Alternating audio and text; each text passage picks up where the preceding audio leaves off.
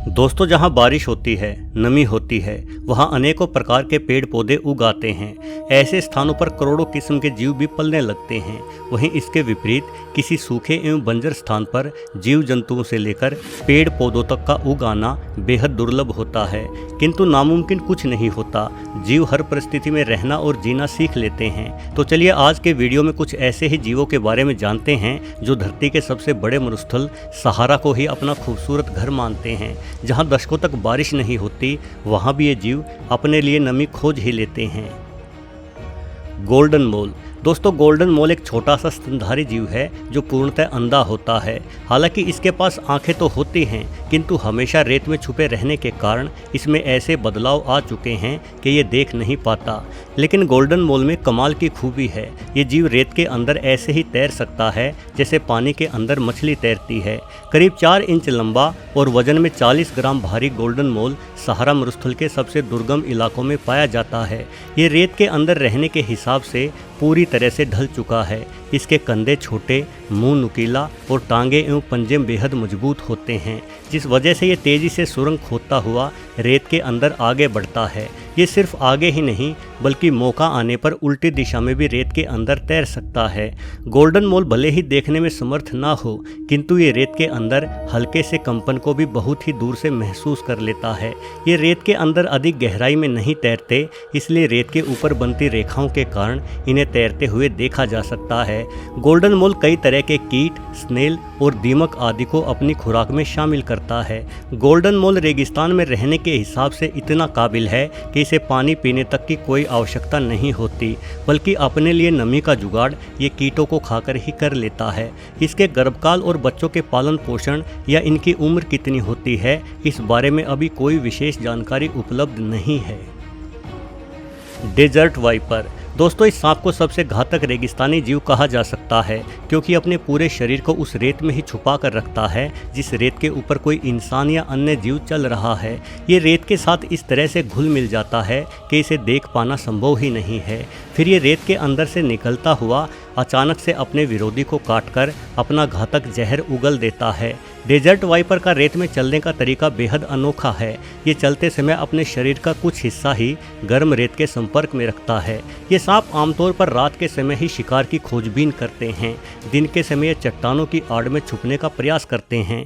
आमतौर पर तो ये शांत स्वभाव के ही होते हैं, किंतु यदि इन्हें छेड़ा जाए या गलती से इनके ऊपर पैर पड़ जाए तो डेजर्ट वाइपर इंसानों पर हमला करने से भी नहीं चूकते।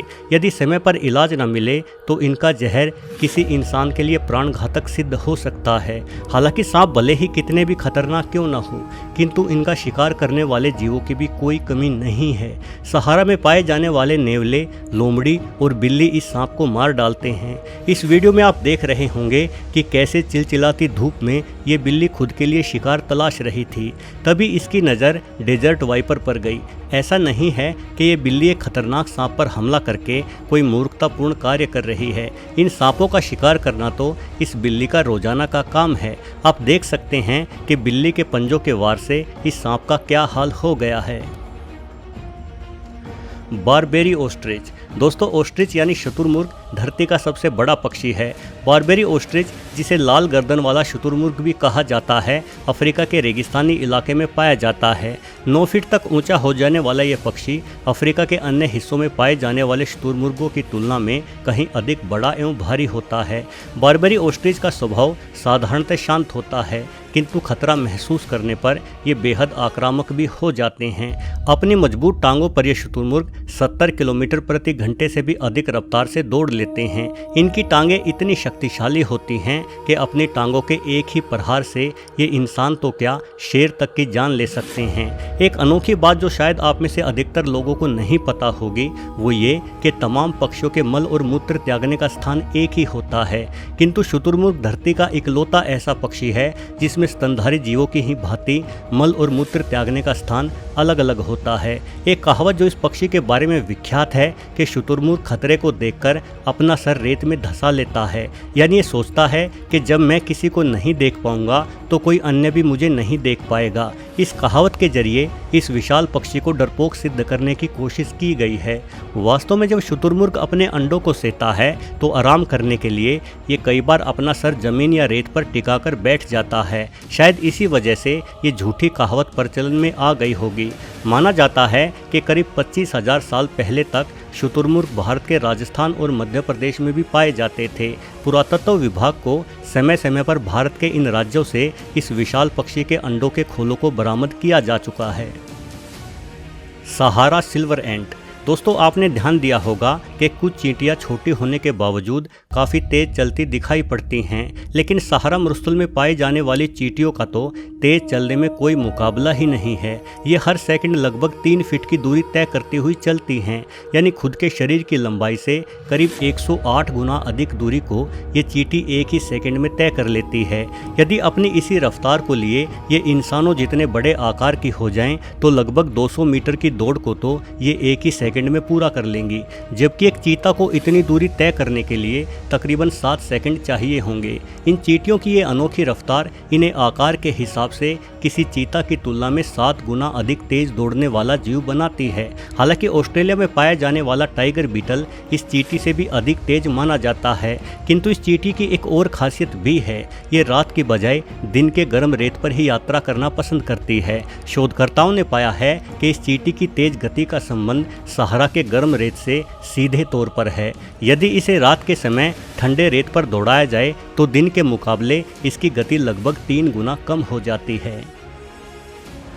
फेनिक लोमड़ी। दोस्तों, ये लोमड़ी अपने आप में बेहद प्यारा और अनोखा जीव है। ये कैनिड प्रजाति का सबसे छोटा जानवर है। कैनिड परिवार में सभी प्रकार के कुत्ते, सियार, भेड़िया या लोमड़ी आदि शामिल होते हैं। ये लोमड़ी कुवैत देश के आसपास पाई जाती है। ये सिर्फ 8 इंच लंबी, 5 इंच ऊंची और वजन में 800 ग्राम ही भारी होती है।